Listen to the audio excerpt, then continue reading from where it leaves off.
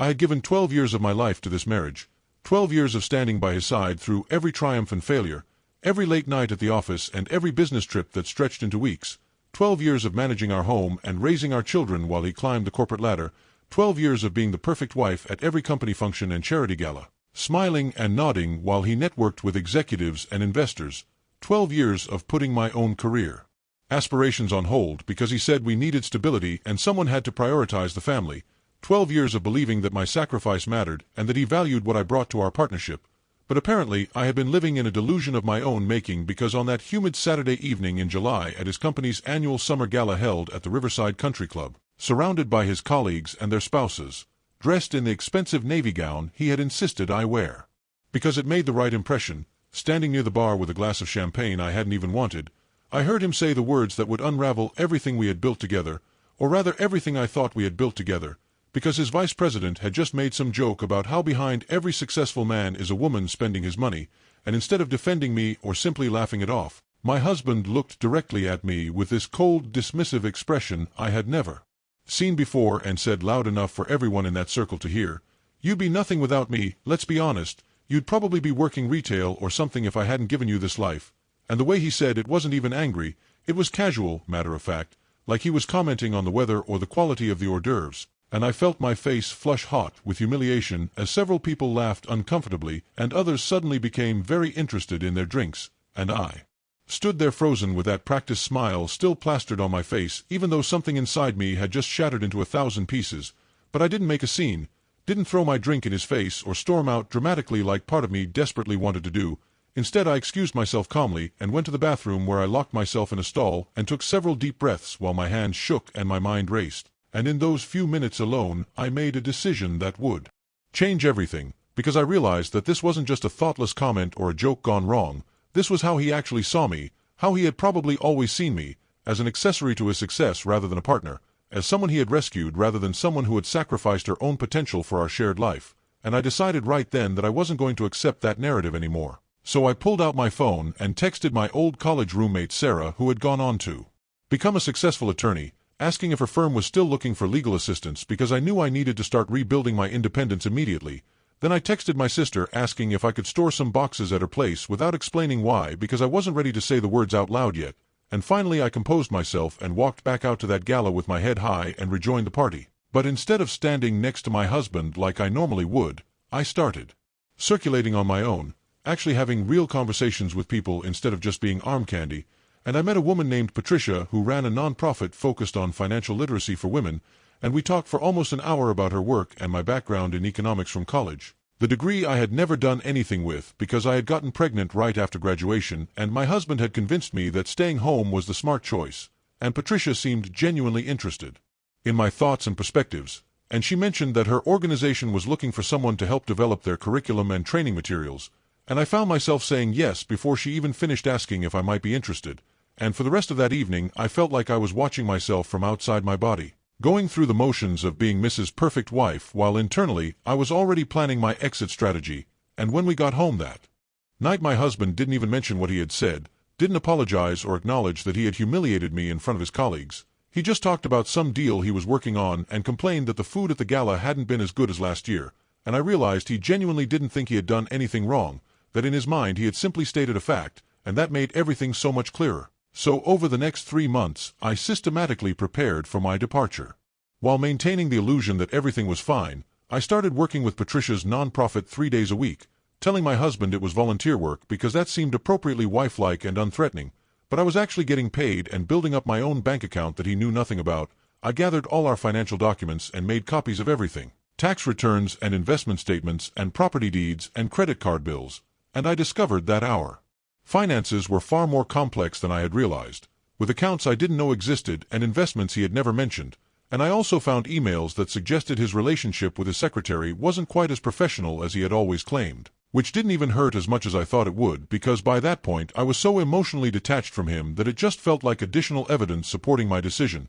I consulted with Sarah about divorce lawyers and she connected me with one of the best in the state, a woman named Margaret Chen, who had a reputation for absolutely destroying wealthy husbands who thought they could hide assets, and Margaret and I met several times to plan our strategy, going over every detail of our marital finances and his business dealings, and she assured me that despite what my husband believed about my dependence on him, I was entitled to far more than he would ever voluntarily offer, including a significant portion of his retirement accounts and stock options, and possibly even a stake in his company since much of its growth had happened during our marriage. And Margaret also suggested I document everything, so I started keeping a detailed journal of his behavior, his absences, his dismissive comments, anything that might be relevant in court, and I also began quietly reaching out to old friends and colleagues from my pre-marriage life, people I had lost touch with over the years, rebuilding a social network that didn't revolve around him and his career, and I enrolled in some online courses to update my skills in data analysis and project management, studying late at night after he had gone to bed, and I started working out regularly and taking better care of myself, not for him but for me, and I noticed that as I became more independent and confident, he actually became more attentive, almost like he could sense something shifting even though I hadn't said anything. He started coming home earlier and asking about my day and suggesting we go out to dinner more often, but it was too late. Whatever feelings I had once had for him had been thoroughly killed by years of being taken for granted, and then finally destroyed completely by those words at the gala, and I just kept playing my role while counting down the days until I was ready to make my move. And then in October, 3 months after that horrible evening, I found out that he was planning to take a promotion that would require us to relocate to another state, and he announced this to me not as a discussion but as a decision he had already made, saying we would be moving in January and I should start packing. And he seemed genuinely surprised when I said no, when I told him calmly that I wouldn't be going with him, that in fact I wouldn't be staying married to him at all, and the look on his face was almost worth the 12 years of subordination. He was shocked and confused and then angry, demanding to know what I was talking about, insisting that I was being ridiculous and emotional, and I let him rant for a while before I very calmly told him that I had already retained an attorney and that he would be served with divorce papers within the week. And I watched his face cycle through disbelief and rage, and then finally a kind of desperate negotiation mode where he suddenly wanted to talk about our marriage and work things out, but I was done talking, done explaining, done trying to make him understand why.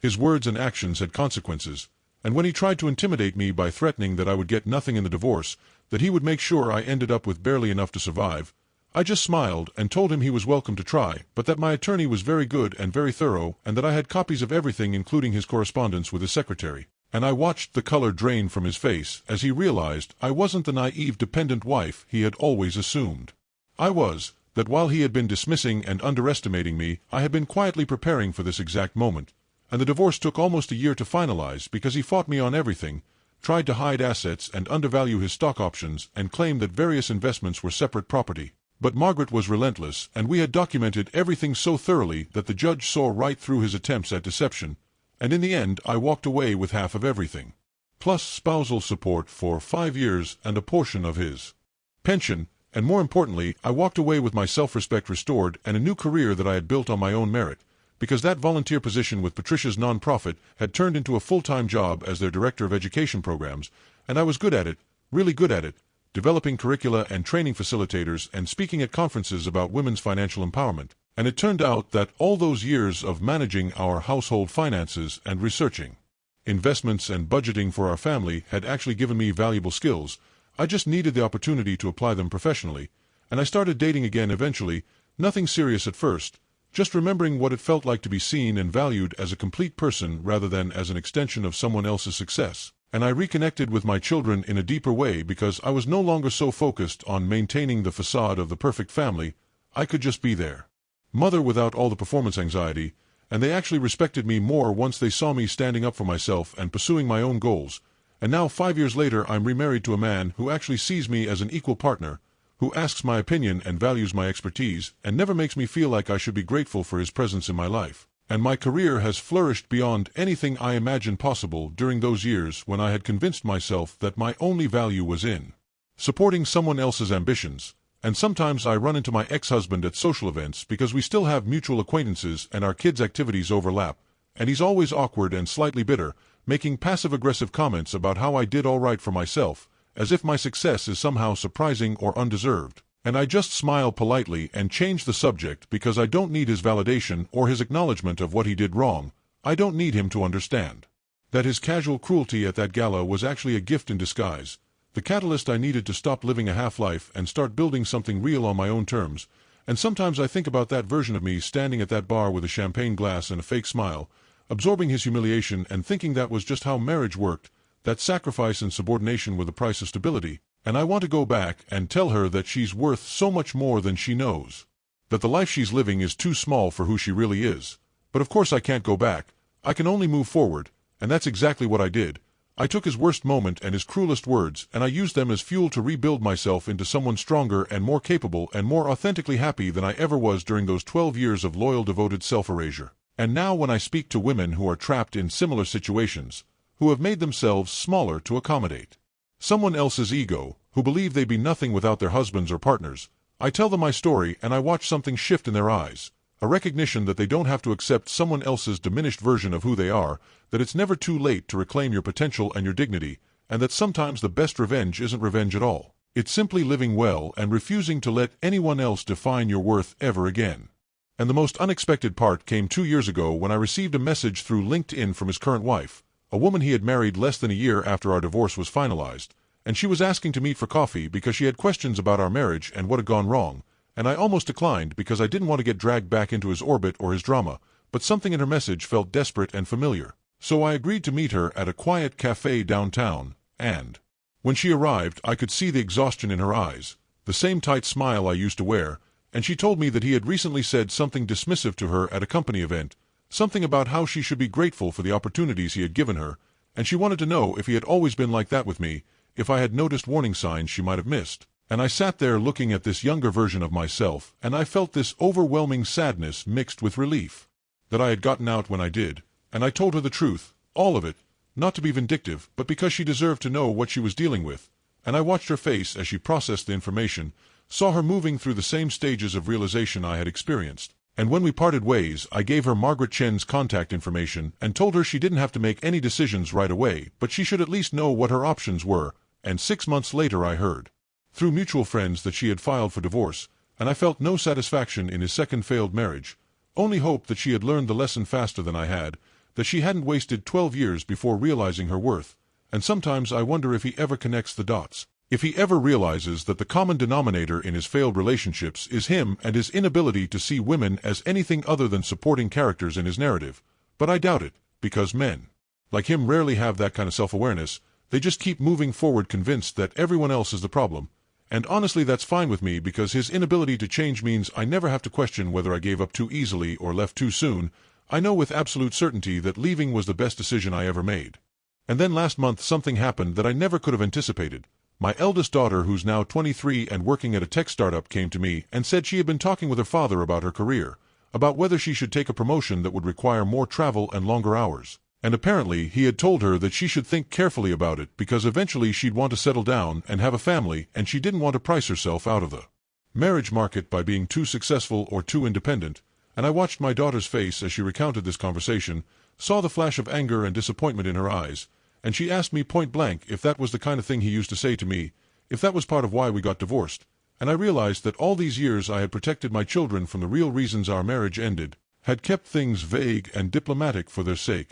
But now my daughter was old enough to hear the truth, and she needed to hear it so she wouldn't internalize his toxic beliefs about women and ambition. So I told her everything, about the gala and what he said, and how I had felt like I was disappearing inside our marriage. And I told her that I had once been exactly where she was, young and ambitious with my whole life ahead of me, and I had made the mistake of believing that my dreams mattered less than his. And I watched her eyes fill with tears, not of sadness but of recognition and resolve, and she hugged me tight and thanked me for finally telling her the real story, and then she said something that made everything worthwhile. She said that watching me rebuild my life after the divorce had taught her more about strength and self-respect than anything else in her childhood, that seeing me go back to work and build a career and refuse to be diminished had shown her what was possible. And she told me she had already accepted the promotion and had no intention of making herself smaller for anyone. And in that moment I realized that the real victory wasn't the divorce settlement or the career success or even my own happiness. It was breaking the cycle. It was raising a daughter who would never stand at a bar with a fake smile while someone belittled her in public, who would never waste 12 years waiting for someone to value her, who knew from watching me that she could survive leaving and thrive afterward, and that legacy felt more important than anything else.